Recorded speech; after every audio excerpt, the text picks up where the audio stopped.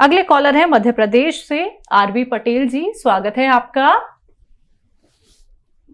हाँ मैडम, मेरी पेशाब की नली में सिकुड़न है। सांस की नली में? पेशाब की नली में सिकुड़न है। मैंने ऑपरेशन भी बहुत करवा लिए, बाकी आराम नहीं हुआ। क्या होता है, कैफियत बताइए, क्या तकलीफ क्या है?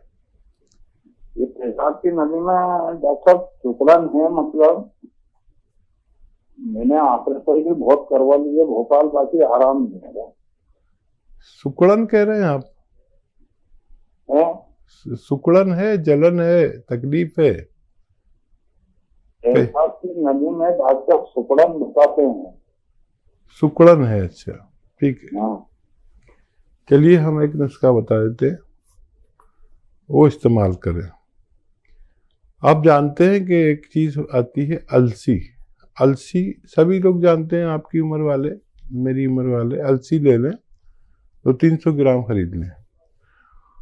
इसको फिर साफ सूफ करें, कंकर बहुत मिला देते हैं बेईमान लोग, और कंकर पत्थर साफ करके इसको हल्का सा भूनकर पाउडर बना लें, और ये 1 चम्मच खाएं। और 1 चुटकी नमक जैतून आता है, एक नमक जैतून, 1 चुटकी 2 गिलास पानी में मिलाएं और ये पानी पी लें, और 1 चम्मच ही खा लें।